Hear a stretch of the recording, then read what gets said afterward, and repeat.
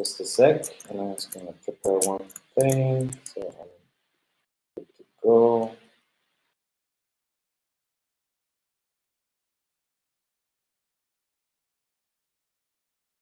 Oh, okay.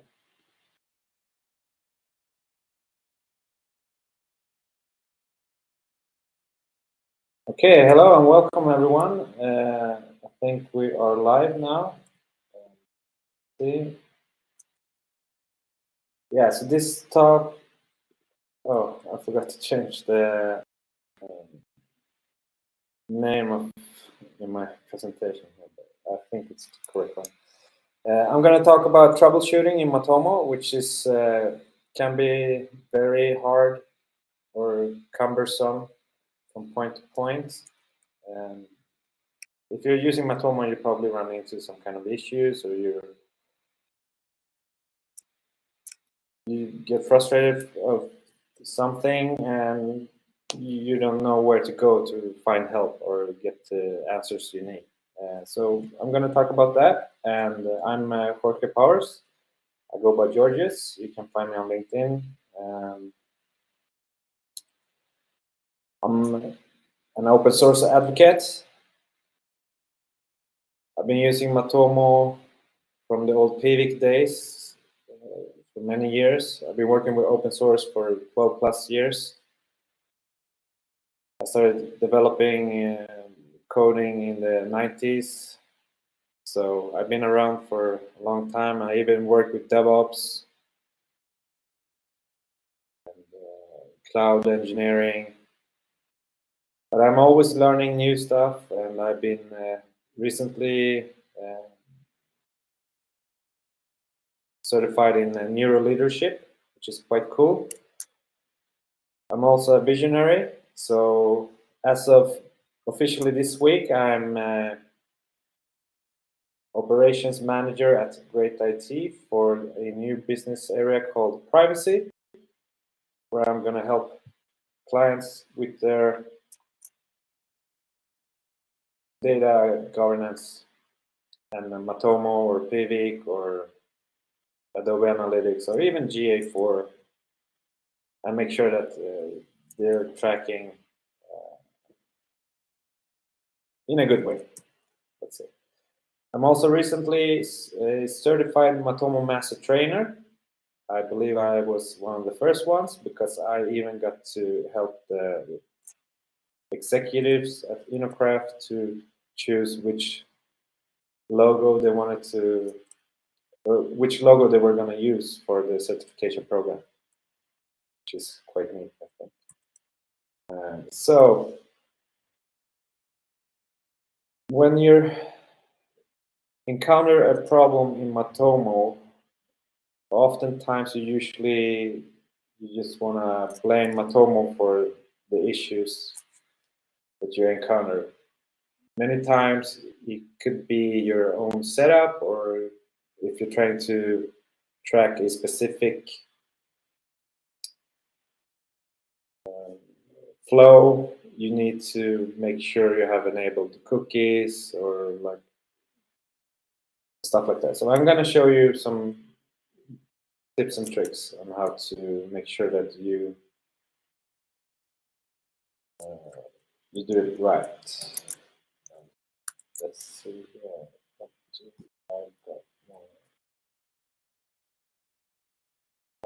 Of course, you have also, you could bump into issues when you're installing Matomo. Server requirements, all those kind of things are public in the Matomo documentation.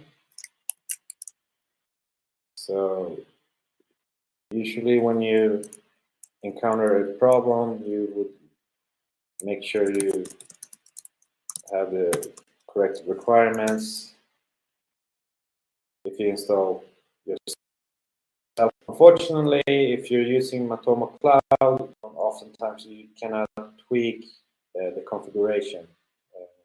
You could always send in a support request to the core team or to the people working for Matomo. And from my experience, it's not always that easy to get what you need.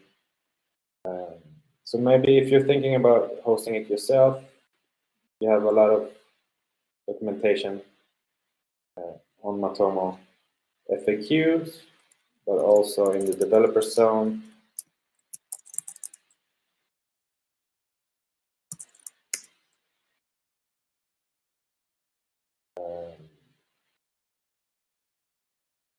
And if you want to make sure you have all the correct packages installed, and so on and so on. And now a little bit more specific.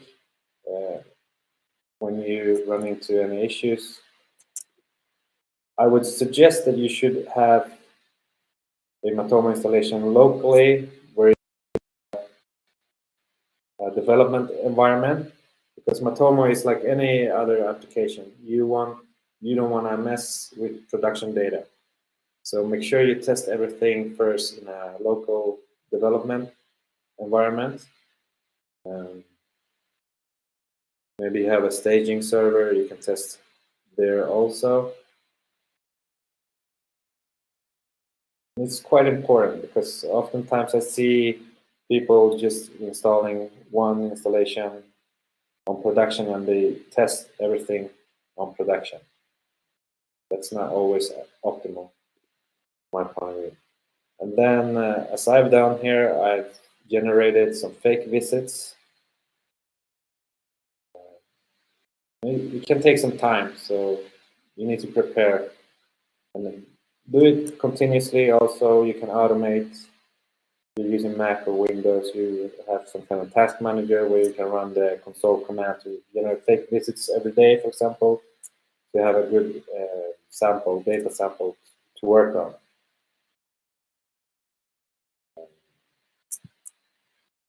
Now,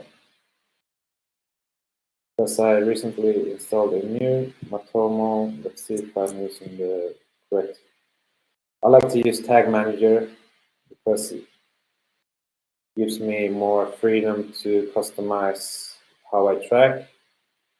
I can change things more, which also opens up more room for errors. So be sure that you know what you're doing, and usually you can get a long way with just basic knowledge of JavaScript. It helps a lot. Of course, there's the documentation online which will help you, but they won't give you the answer every time that you need. So I have also set up a testing environment. This is something I think could help many. I haven't published this yet on my GitHub. I usually publish everything open source on GitHub. I just haven't had time, but if you're interested, just ping me on LinkedIn or whatever, and I will help you get up and running with your testing environment. So Slush is my garbage where I just put stuff that I want to test. I'm just going to make sure I have the correct container ID here. Yes, I do. So when I go in here, I'll just change that to false first. This will send actually tracking code into my Matomo dashboard, to my tracker, so I can test properly.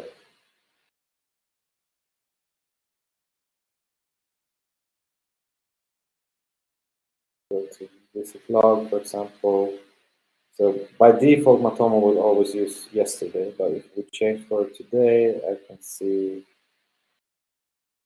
yeah, because I'm local, it will default my IP address to my local host.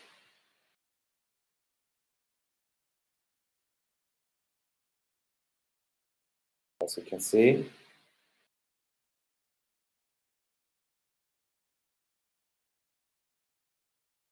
I can see my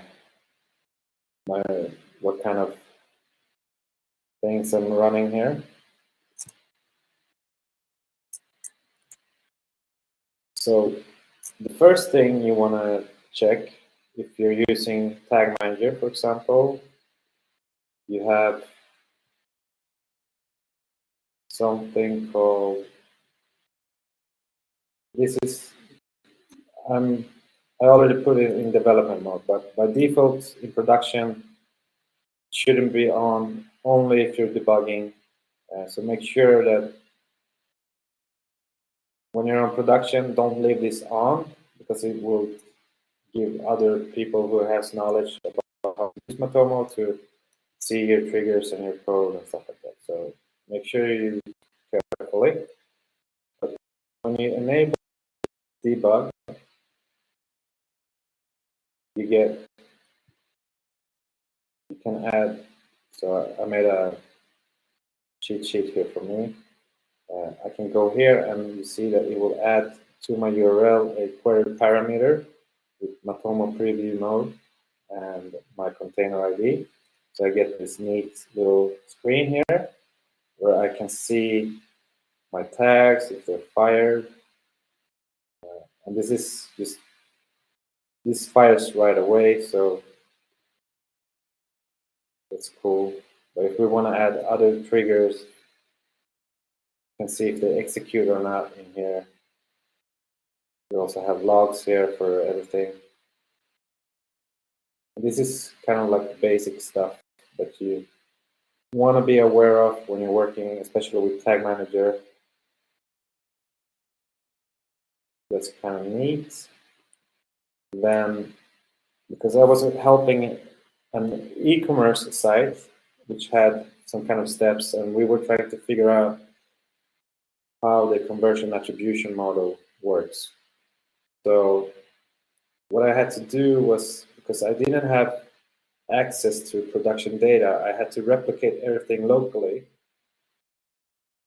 The whole workflow, like if you come in from a campaign to a site, for example, you want to attribute the visit to the campaign and not the direct visit, because if someone comes in from my campaign, and as Alfonso was talking about in his previous talk, like sometimes users, they will go out from your website, maybe visit a different website, compare prices, and then when they come back to your site, you don't want it to be added to a direct visit for that, for that conversion.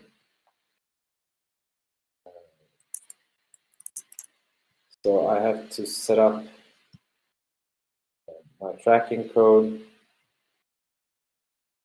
similar to the client I was working with. So when you're working with e-commerce, you want to make sure you send in the things you need to update the customer journey, like if they add stuff to the cart, and when they finally convert, buy something.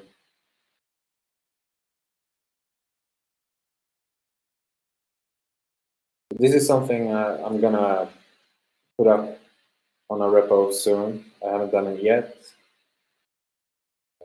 And this is documented also, but sometimes it's, if you're not very used to JavaScript, it could be a lot to take in.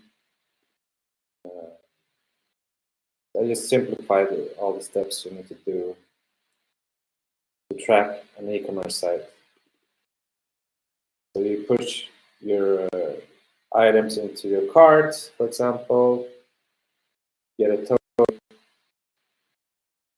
and I'm just using some random numbers and prices just to make it more realistic. But it also makes it a little bit more difficult to debug. I'm going to show you some tricks that I've learned that I use when I'm debugging. So, for example, if I know specifically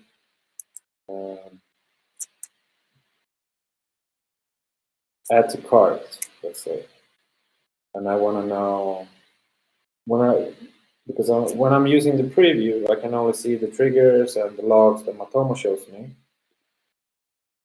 But maybe I want to go even deeper. Maybe I want to see what's executed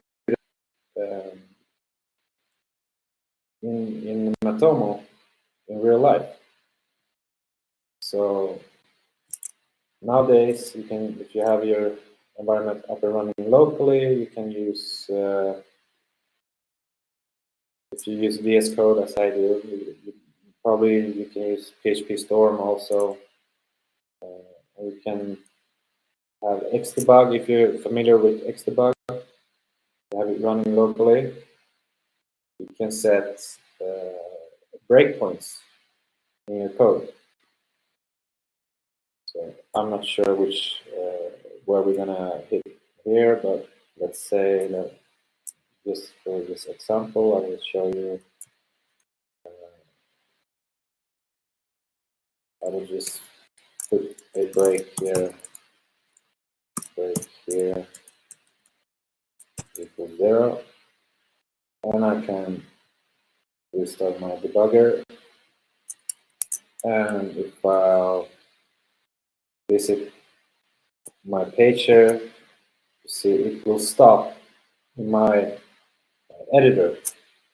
So now I can see, I can step through all the steps that Matomo will do here. I can jump into a specific function if I want to.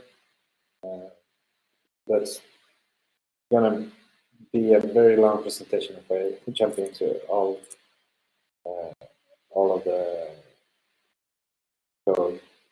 I'm just showing you that it's possible to step through everything. And if you suspect, like oftentimes you will suspect, okay, there's a problem with, let's see, we have maybe a plugin here, e-commerce, let's say, and you want to know if it's running the correct function. You can have a breakpoint somewhere around here.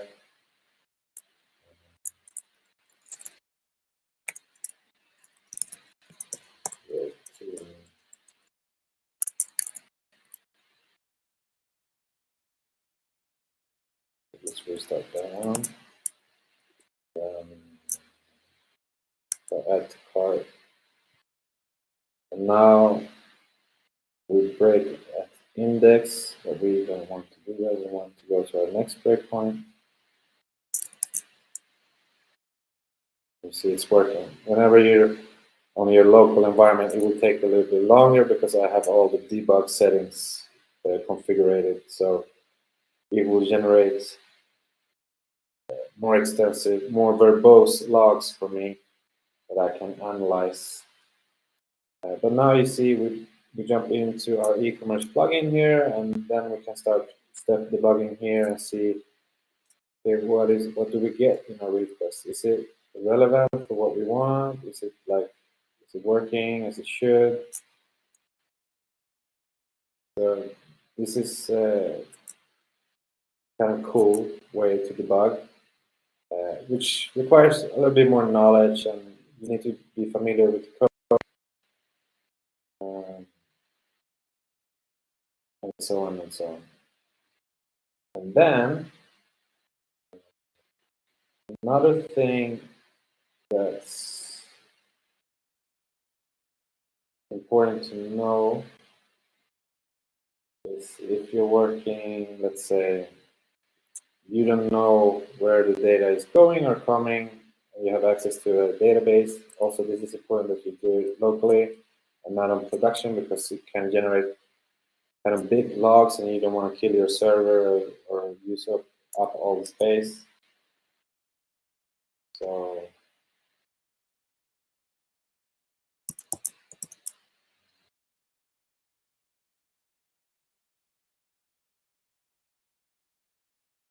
here.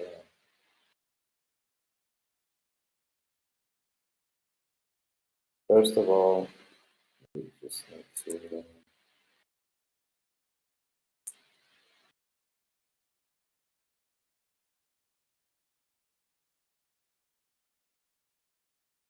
want to have an editor.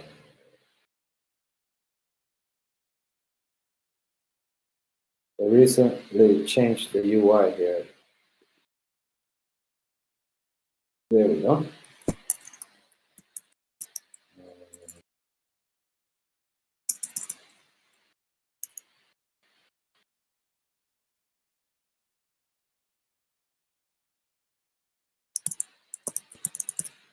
Let's find my cheat sheets.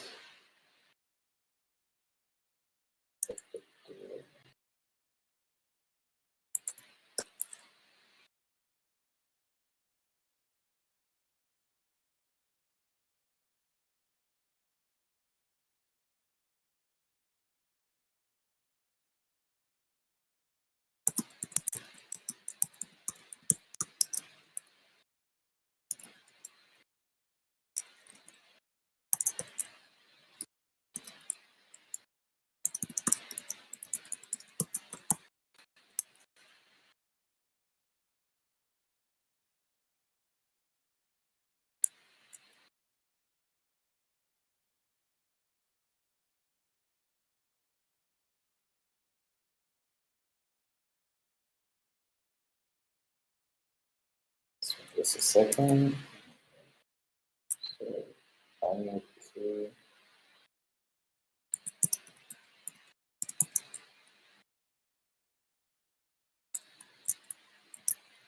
So what I'm interested in here in the database is the general log is off, which is normally what you want, but when you're debugging, you would like to set it to 1.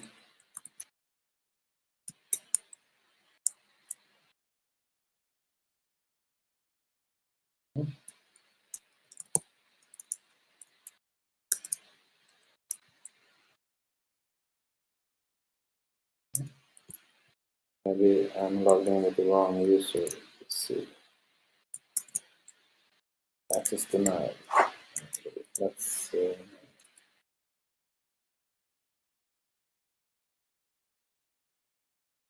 because this is my local, I just think I'm using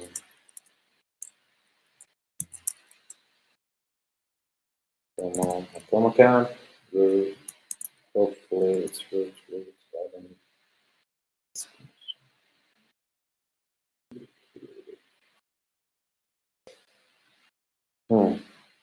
This is a new issue I bumped into the other day. I need to somehow allow public key to through. But we don't want to use SSL. Just enter.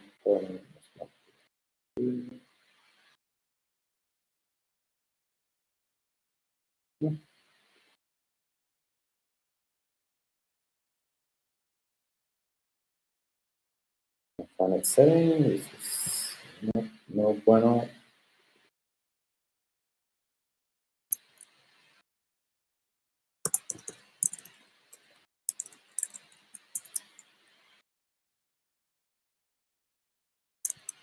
Let's see if I have access here.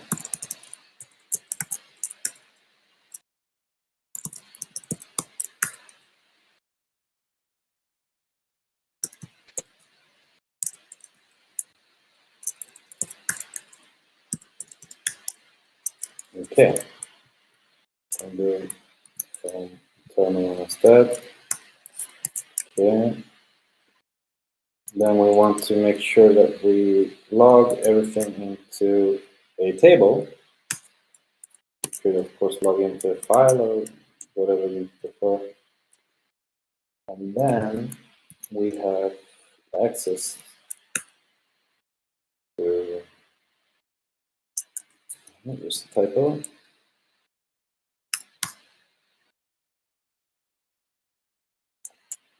And this can grow pretty big if you have it on. So let's just make sure that we truncate like so. Then we just want to turn off my debugging here. Just go to About Us. And this will run a series of queries to the database. Now we should have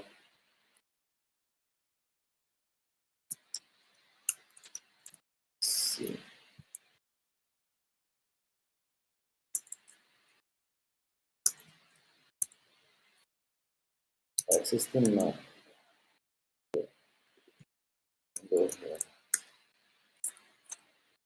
78 rows.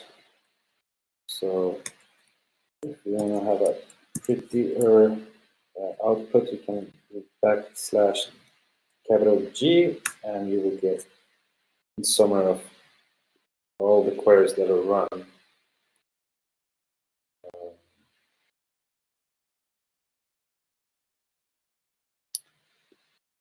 This is why I want to use the dbeaver here, because I get a nicer view. What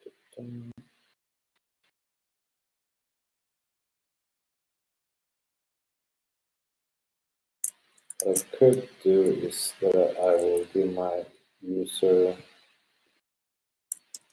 privileges to do what I want to do.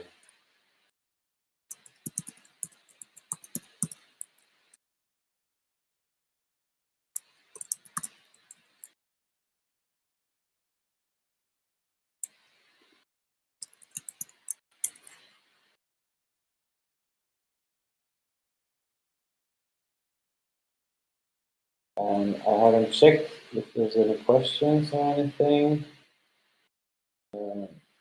But if you do have any questions, just ask me. If there are any specific use case you're wondering about, I can help you. There are no questions in the chat, actually.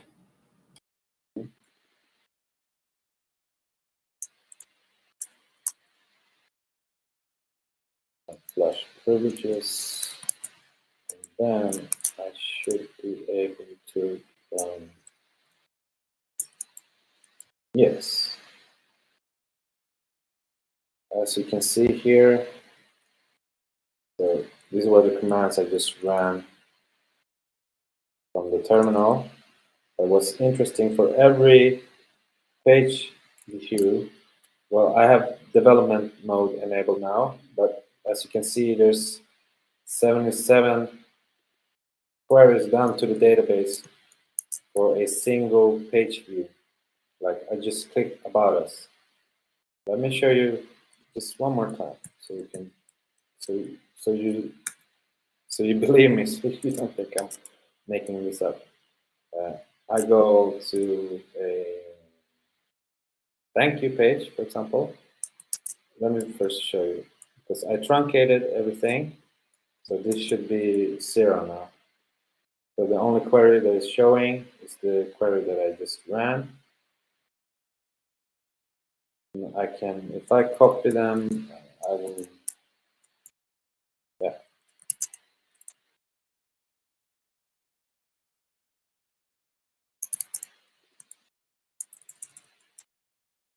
Yeah, it will, dbeaver, my database application will add some comments here. Just it's easier to debug like that, as you can see. So I truncated the general log, and now if I go to the thank you page, example, and as I said, I'm running the preview thing here, and I'm development mode on. But now I can actually see all the queries that run in the background. 215 queries. And this is also because I added some complexity. When I go to the thank you page, I will also send in I will do the conversion. So there's more requests to the database. That's normal. And another thing that I also built, mostly for myself, because I thought it was easier to debug, especially on e-commerce site. It's, let's see, slash, and we have an environment here. We set it to true. So this is a work in progress. I will make it look better in the future, but now I have my own debugging here, so I can see my visitor ID, for example. I can see if I have the attribution cookie. I haven't logged in, so I don't have a user ID. What else? Easy steps to log in a user, so I will get a user ID, for example. Because that's also another bug that we discovered, was that if you come to a website from a campaign, let's say, and then at a later point, like let's say 2 hours later or the next day, you're a returning visitor, you come into the site and you add your items to the cart, and then when you go to checkout, there's, maybe not always, but in this specific use case that I had, they had to log in the user before they made the purchase, so that the user got a user ID. So I had to be able to debug that, and we found out a bug that if the conversion attribution model is not correctly attributing the campaign, because it will generate a new visitor ID, and Matomo had no way to know about the first visit.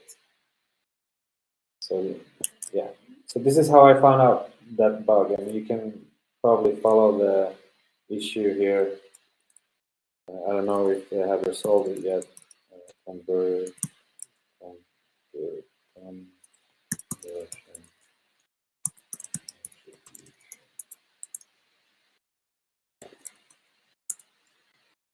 Spelling is not the greatest. So, but they labeled it as a bug here. And if you go into this specific issue, you can also see I also attached all the logs that I got debugging, like all the SQL queries that was of interest, doing the same thing I showed you earlier. I got the correct SQL queries, and that way, because if some of the queries are not interesting, because they're like what Matomo does in the background to make sure like the configuration is right and all stuff like that. But then, of course, you do have some queries that are interesting. Maybe not this query per se, because this is when a user navigates through the C, it will update the Matomo log conversion here to the ED to the visit, and we have an ID, visitor ID, and stuff like that. But the interesting queries where you can discover some bugs are actually when you run the core archive. Let me just truncate again. So you don't want to spam. So we reset this, and then we do a core archive, for example. Of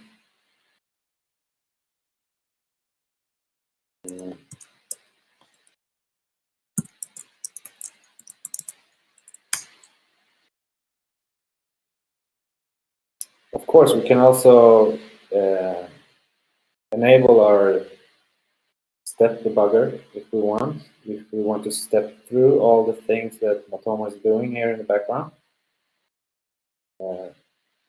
Well, Matomo does a lot of things, so it's pretty intense to step through all the flow, the whole workflow. So for now, we'll just keep it simple. And now we got, this is the core archive. Let's see how many. Generated 2,209 rows, which can be quite tough to debug when you're trying to find a needle in a haystack. But if you know what you're looking for, it gets easier over time. After you have done this a couple of times, you can see, for example, I will know that if there's a huge gap in between two sentences here, like select one, and then you see there's a huge gap here, and then comes from, I know that this is generated through PHP. Because otherwise you wouldn't have that big of a gap here. So then I know where to look in the code, for example. It's easier for me to debug. And I can see how the blobs are generated and inserted, and of course it's tougher when you have a big data set. Let's say you track millions of page views per month, then it will, your database will grow exponentially. It will be not impossible, but you need to have better machines or servers to save the logs and go through them and analyze them. So there's also other log analyzing tools.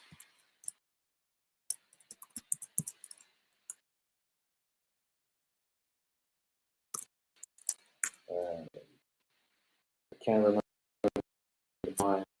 I call something. It's a Python.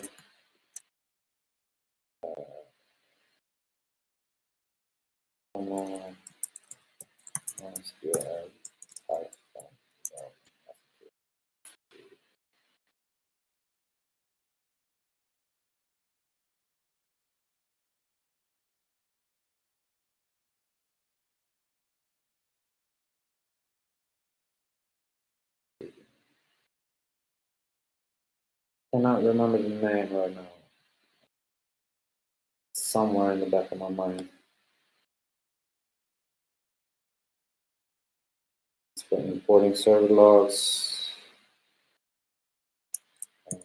Python database log.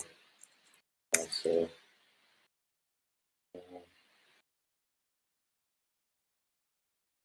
no, not that one.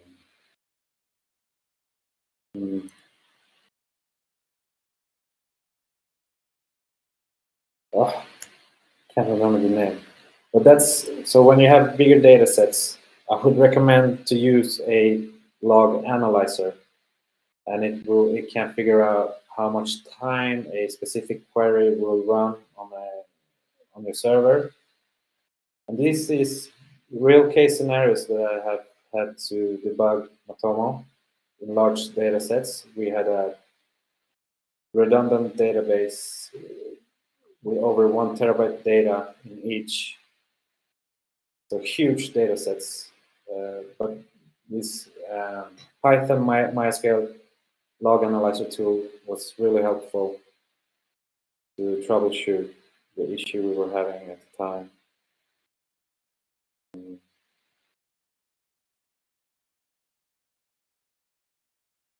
I can't remember the name. It's a bummer. I think it's a pretty simple name, Python DB analyzer or something.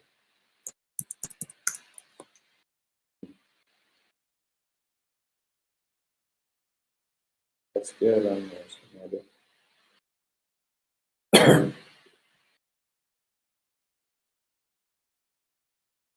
could be this one. So that will give you hints on where to look for issues in your code or in the Matomo.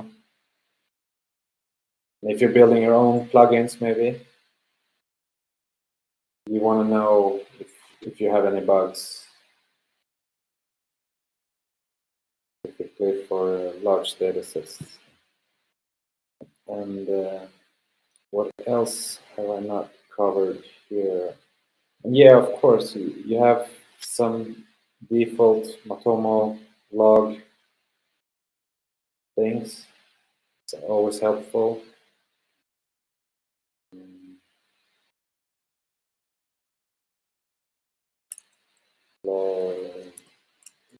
Yeah, I haven't enabled it, but you can, if you go into global, you can find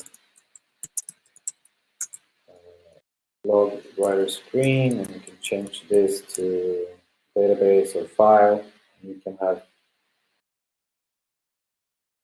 different. You can change this to debugging, for example. Let's see.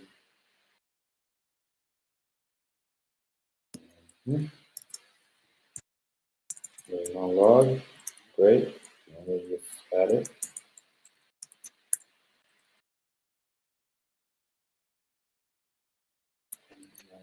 File. Debug. And we need to specify where we want to output the log.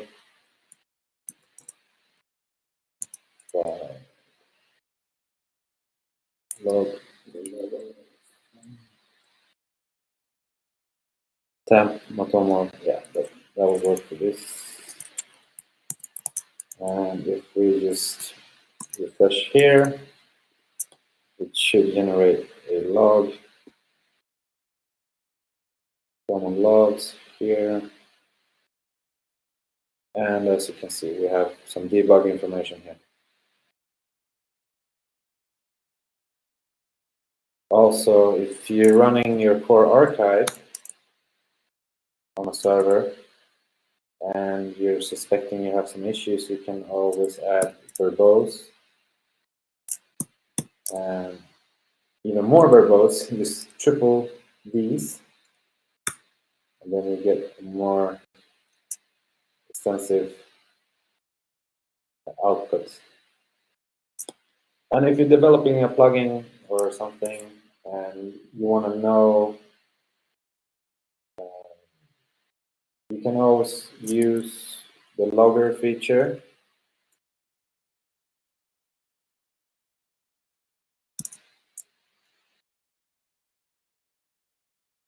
It's been a long time since I've done this, but you have a logger interface, static container,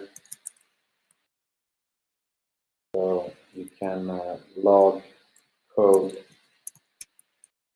This is quite useful actually when you're debugging. You have different levels also. You can have info, and that will show up in your when you're running a core archive. You will see this output, for example, and then I can just run it from the grep for whatever log I want to see. It's not running this right now, but you get the picture, I hope. There's one more thing I wanted to mention before we end this. Yeah, there's other log analyzing tools also, of course. It's worth mentioning. You can use like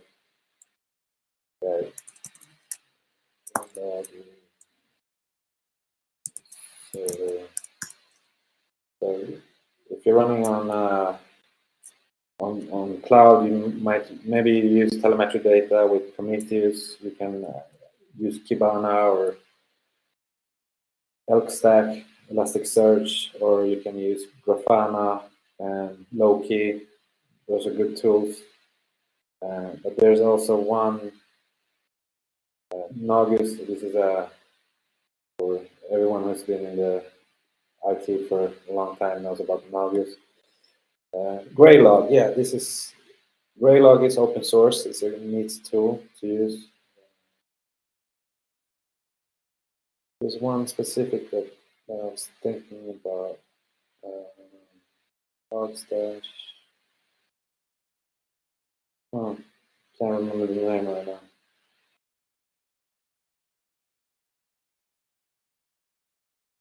Well, I think that will wrap this up.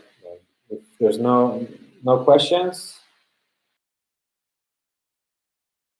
Oh, actually, no, still no questions in the chat. So if you're done, I think What about you, Ronan? Do you have any questions? Are you familiar with debugging like this?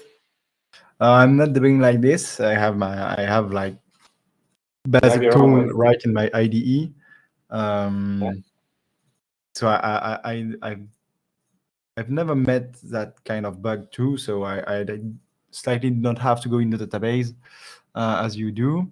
So I have customers that have issues in the database, like missing columns in the conventional log tables, so that we have to regenerate that columns, but not strange issue, no.